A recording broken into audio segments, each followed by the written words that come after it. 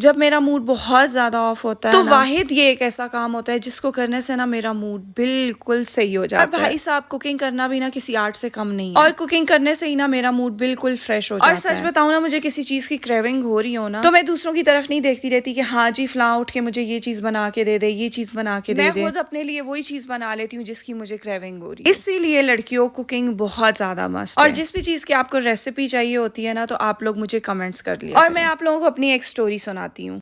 Story تو نہیں کہہ سکتے, بہرحال ایک بات ہے جو میں آپ لوگوں کو بتا. جب میں نئی نئی یونیورسٹی میں گئی تو میں بہت زیادہ اسٹیٹس مطلب واٹس ایپ کا لگاتی تھی, کوکنگ وغیرہ کا اسٹیٹس لگاتی ہوتی تھی. تو مجھے میری فرینڈس کہتی تھی تم کھانا بھی بناتی ہو, مطلب ہمیں یقین نہیں آ رہا تمہارا گیٹ اپ دیکھ کے کہ تم کھانا بنا سکتی ہو. تو میں سن کے حیران ہوتی تھی کہ یار یہ مجھ سے ایسے کوسچنس کیوں کر رہی ہیں. پھر مجھے آہستہ آہستہ سمجھ آئی ہے کہ ہاں کچھ لڑکیاں جو ہوتی ہیں وہ کوکنگ نہیں کرتی. اینی ویز ہر کسی کی اپنی تھنکنگ ہوتی ہے, بٹ میرے حساب سے نا ہر لڑکی کو کوکنگ آنی چاہیے. اس کے بعد جی ہم ریڈی شیڈی ہو کے نکل رہے تھے اپنی خالہ کے گھر کے لیے. اور یہ زندگی میں نا ہمارا سب سے برا ڈیسیژن, کیونکہ باہر اتنی تیز بارش ہو رہی تھی, اتنی مطلب ایک تو بارش ہوتی ہے اور ایک ہوتا ہے طوفان. اتنا زیادہ طوفان آیا ہوا تھا اور اوپر سے لائٹ بھی چلی گئی. اور طوفان میں ڈر لگے یا نہ لگے, لیکن جب لائٹ چلی جاتی ہے نا تو پھر تو بہت زیادہ ڈر لگتا ہے. اور جب تک ہم وہاں تھے نا ہم یہی کہہ رہے تھے کاش ہم لوگ نہ ہی آتے. اور پھر جی ہمارے گھر دوسرے دن ہماری کزنز نے آنا تھا, اور یہاں پہ میں بنا رہی ہوں میکرونیز. اور ایک مزے کی بات سناتی ہوں میں آپ لوگوں کو, سچ سچ بتانا آپ لوگ کس کس کے ابو میکرونیز اور چاؤمین کو کیڑے بولتے ہیں.